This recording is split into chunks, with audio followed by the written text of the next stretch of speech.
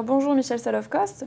En continuation de nos deux entretiens précédents, pourriez-vous nous expliciter pourquoi en fait les écosystèmes innovants? Quel est le sens finalement de cet intérêt et de cette recherche autour des écosystèmes innovants? Alors effectivement, pourquoi? Et vous m'avez dit d'ailleurs, à juste titre, que j'avais répondu par le quoi, plutôt que de répondre au pourquoi. Parce qu'effectivement, on a tendance à glisser très vite sur le concret.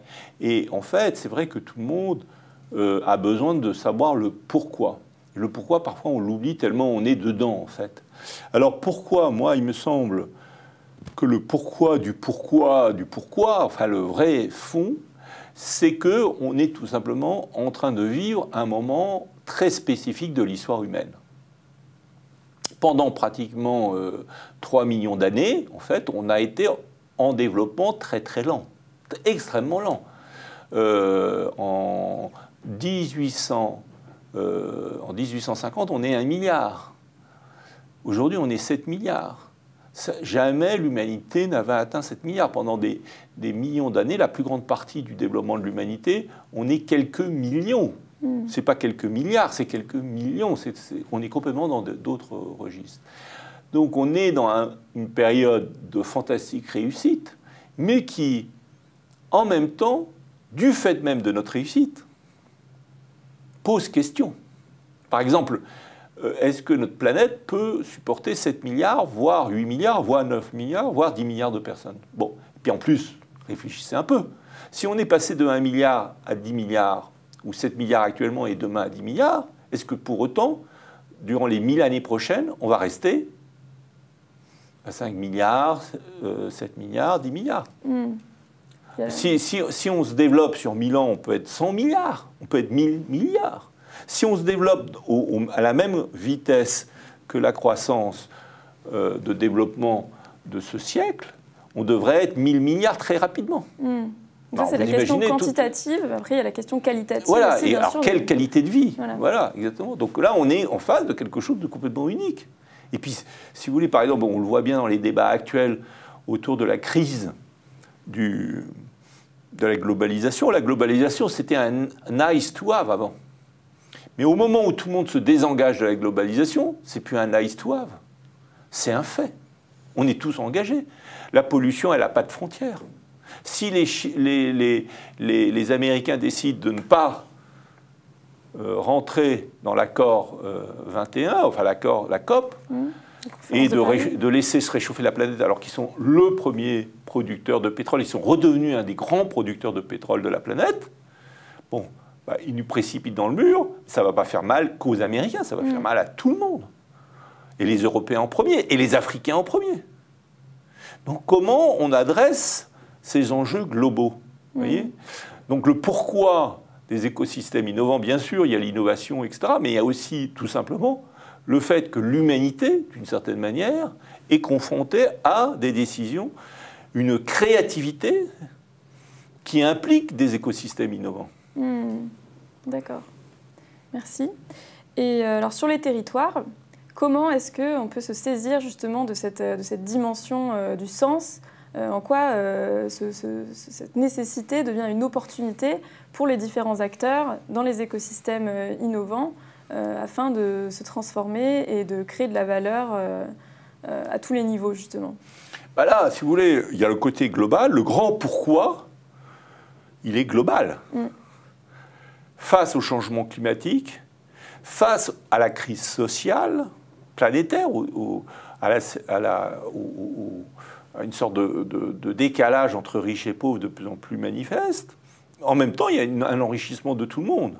Mais il y a un décalage de plus en plus croissant. C'est les deux en même temps. Et avec cette sorte de fond de crise écologique, alors là, qui est à plus long terme, évidemment, qui est moins criante aujourd'hui. Aujourd'hui, qu'est-ce qui crie? C'est la chute des marchés, c'est l'appauvrissement, la crise sociale, et puis après, il y a la crise écologique. Et les trois vont se combiner. Bon, donc là, il faut qu'on soit globalement extrêmement créatif. Mais après, localement, qu'est-ce qu'on fait? Parce que le faire, il est à la fin dans le local. Et beaucoup de gens se rendent compte, d'ailleurs, c'est un peu l'Europe des régions. C'était l'idée de l'Europe des régions, c'est que, si vous voulez, au niveau actuel de la situation planétaire, il y a deux entités qui sont très pertinentes. Une qui est extrêmement impensée, qu'on a tenté de penser, mais qui en reste impensée et très difficile à penser, c'est le global.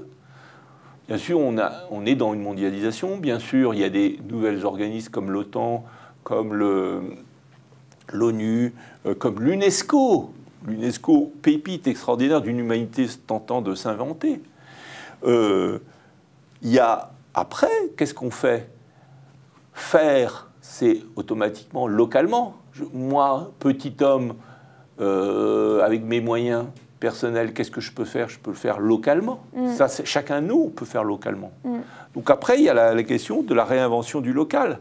Comment je trouve mes autres partenaires? Alors, c'est local, c'est global et local. C'est pas l'un contre l'autre. Ça, beaucoup de gens tombent là-dessus. Il y a même presque deux camps qui se fracturent. La planète Terre elle-même, si elle n'était pas suffisamment fracturée, aujourd'hui, elle est fracturée entre ceux qui pensent global et ceux qui pensent local. Non, il faut penser les deux, c'est évident. Il faut être local, global et local.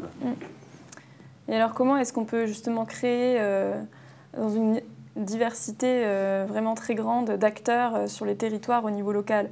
Qu'est-ce qui va permettre aux acteurs publics, aux collectivités territoriales, aux start-up, aux entreprises, aux citoyens, aux ONG, aux associations, de tous collaborer dans cette nouvelle perception, cette nouvelle forme de partenariat autour des écosystèmes innovants, justement? Le mot écosystème fait référence déjà en soi à un nouveau monde, parce qu'on a ajouté au mot système le terme éco. D'une certaine manière, je me rappelle très bien quand j'avais 20 ans, 30 ans et qu'on faisait la révolution de 68, on parlait toujours de proposer des choses, mais en même temps, on avait une certaine distance par rapport au fait de se faire récupérer par le système. Et à l'époque, on parlait de système. Effectivement, dans le système, dans le monde ancien, il y a une dimension système et il y a donc une dimension systématique.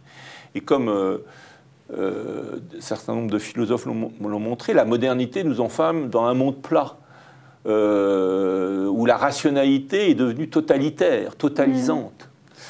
Écosystème, ça nous renvoie à une complexité, ça nous renvoie à une ouverture, ça nous renvoie à ce concept d'altération, d'altérité.